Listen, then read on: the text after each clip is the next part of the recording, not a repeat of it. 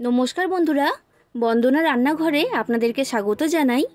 আজ আমি আপনাদের সাথে সবজি দিয়ে মাছের ঝোল তৈরির রেসিপি শেয়ার করছি। এই গরমে পেট ঠান্ডা রাখার জন্য আপনারা এই মাছের ঝোলটা বানিয়ে ফেলতে পারবেন। খুবই সুস্বাদু খেতে হয়, আর এই মাছের ঝোলটা দিয়েই পুরো ভাত খাওয়া হয়ে যাবে, আর অন্য কিছুর প্রয়োজনই পড়বে না। আর মাছের ঝোলটা তৈরি করা খুবই সহজ, আর খুবই কম সময়ের মধ্যে এটা তৈরি করা হয়ে যায়। তাহলে বন্ধুরা, আর দেরি না করে আজকের রেসিপিটা শুরু করা যাক। আর আপনারা যদি আমার চ্যানেলে নতুন এসে থাকেন, তাহলে আমার চ্যানেলটা সাবস্ক্রাইব করার জন্য অনুরোধ রইল।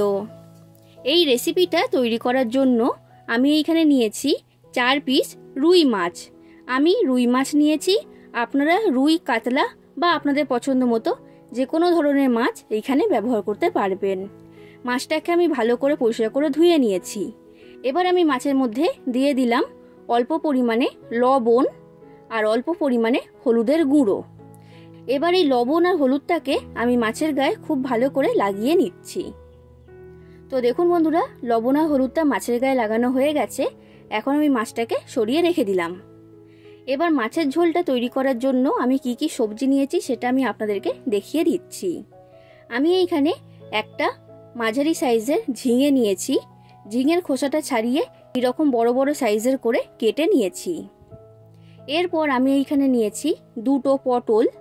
পটলের খোসাটা আমি ছাড়িয়ে নিয়েছি, আর একটা পটলকে আমি কেটে 3টে ভাগে ভাগ করে নিয়েছি।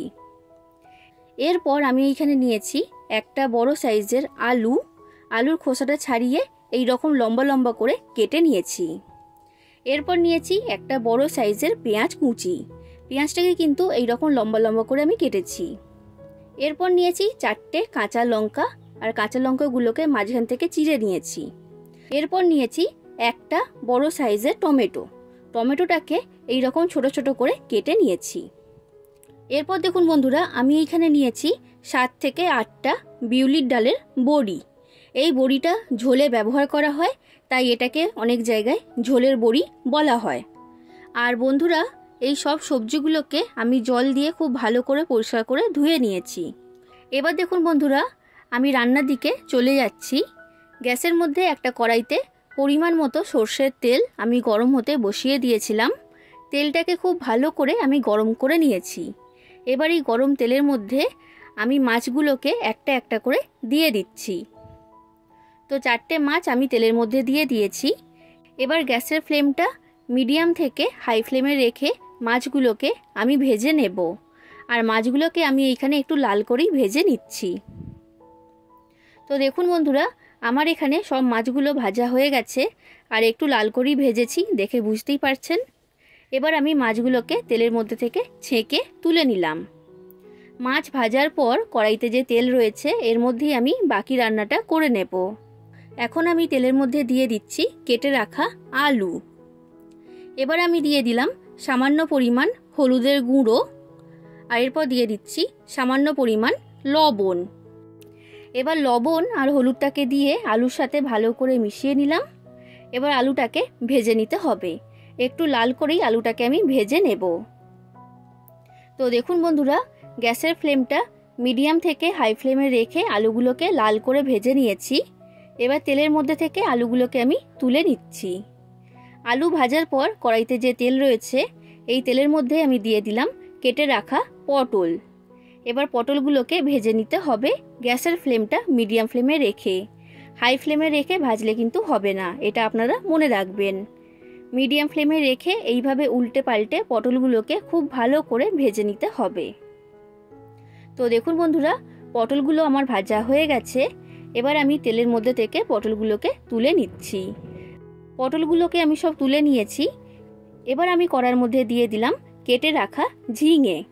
এবার ঝিঙেগুলোকেও ভেজে নিতে হবে গ্যাসের ফ্লেমটা মিডিয়াম ফ্লেমে রেখে। তবে বন্ধুরা, এই ঝিঙেগুলোকে কিন্তু খুব বেশি লাল করে ভাজবেন না, হালকা করে ভেজে নিতে হবে। তো দেখুন বন্ধুরা, ঝিঙেগুলো আমার ভাজা হয়ে গেছে। এর থেকে বেশি আমি লাল করব না। এবার আমি কড়ার মধ্যে থেকে ঝিঙেগুলোকে তুলে নিলাম। এবার কড়াইতে যে তেল রয়েছে এই তেলের মধ্যে আমি দিয়ে দিলাম বিউলির ডালের বড়ি। এবার বড়িগুলোকে ভেজে নিতে হবে। গ্যাসের ফ্লেমটা মিডিয়াম ফ্লেমে রেখে আমি বড়িগুলোকে ভেজে নিচ্ছি।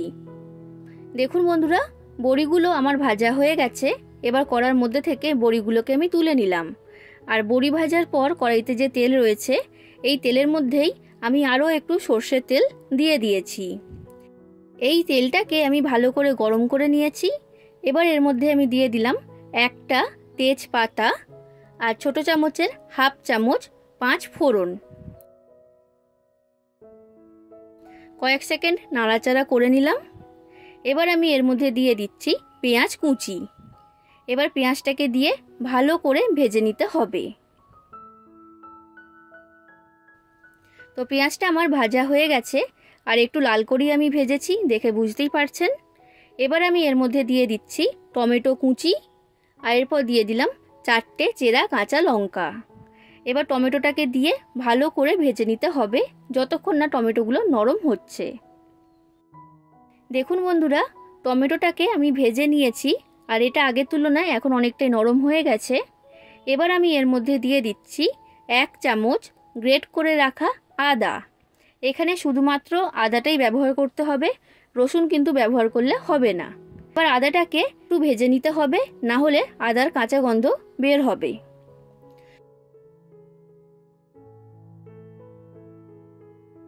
তো দেখুন বন্ধুরা, এগুলো সব ভালো করে আমি ভেজে নিয়েছি। এবার আমি এর মধ্যে দিয়ে দেব কিছু মশলা। তো সবার প্রথমে দিলাম সামান্য পরিমাণ হলুদের গুঁড়ো। এরপর দিয়ে দিচ্ছি লঙ্কার গুঁড়ো। আপনারা যতটা ঝাল খেতে পছন্দ করেন সেই অনুযায়ী লঙ্কার গুঁড়োটা এইখানে দিয়ে দেবেন। এরপর দিয়ে দিলাম ছোট চামচের হাফ চামচ জিরে গুঁড়ো আর ছোট চামচের হাফ চামচ ধনে গুঁড়ো। এরপর দিয়ে দিচ্ছি লবণ স্বাদ অনুযায়ী, আর এরপর দিয়ে দিলাম হাফ চামচের মতো চিনি, আর এরপর দিয়ে দিলাম অল্প পরিমাণে জল, যাতে মশলাটা কষানোর সময় পুড়ে না যায়। এবার মশলাটাকে খুব ভালো করে কষিয়ে নিতে হবে, গ্যাসের ফ্লেমটা লো থেকে মিডিয়াম ফ্লেমে রেখে।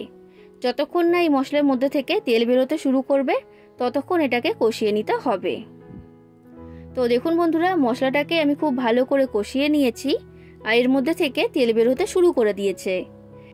এবার আমি এর মধ্যে দিয়ে দিলাম ভেজে রাখা সবজি। তো সব সবজি আমি এর মধ্যে দিয়ে দিয়েছি।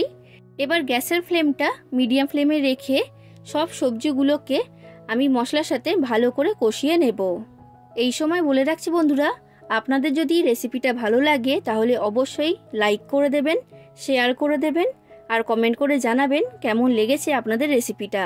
আর আমার চ্যানেলটা যদি এখনও পর্যন্ত সাবস্ক্রাইব না করে থাকেন তাহলে অবশ্যই আমার চ্যানেলটা সাবস্ক্রাইব করে দেবেন। তো দেখুন বন্ধুরা, সব সবজিগুলোকে আমি মশলার সাথে ভালো করে কষিয়ে নিয়েছি। এবার আমি এর মধ্যে দিয়ে দিচ্ছি পরিমাণ মতো জল। আপনারা যতটা ঝোল রাখতে পছন্দ করবেন সেই অনুযায়ী জলটা এখানে দিয়ে দেবেন।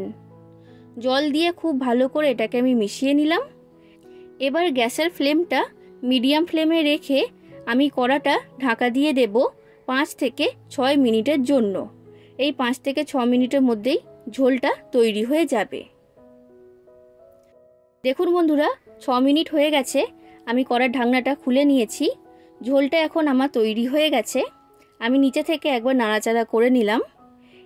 এইবার ভেজে রাখা মাছগুলো আমি ঝোলের মধ্যে দিয়ে দিচ্ছি, আর এরপর দিয়ে দিলাম ভেজে রাখা বড়ি। এবার হালকা হাতে নাড়াচাড়া করে আমি ভালো করে মিশিয়ে নিলাম। এবার গ্যাসের ফ্লেমটা মিডিয়াম ফ্লেমে রেখে কড়াটা আমি ঢাকা দিয়ে দিচ্ছি 2 মিনিটের জন্য। এই 2 মিনিটের মধ্যেই তৈরি হয়ে যাবে সবজি দিয়ে মাছের ঝোল। 2 মিনিট হয়ে গেছে বন্ধুরা, কড়ার ঢাকনাটা আমি খুলে নিয়েছি। তৈরি হয়ে গেল সবজি দিয়ে মাছের ঝোল। তাহলে বন্ধুরা, আপনারাও বাড়িতে এইভাবে মাছের ঝোল তৈরি করুন। আশা করছি আপনাদের সকলের রেসিপিটা খুবই ভালো লেগেছে। কেমন লাগলো রেসিপিটা কমেন্ট করে অবশ্যই জানাবেন। আজ আসি বন্ধুরা, আবার দেখা হবে অন্য কোনো দিন অন্য কোনো রেসিপির সাথে। ধন্যবাদ।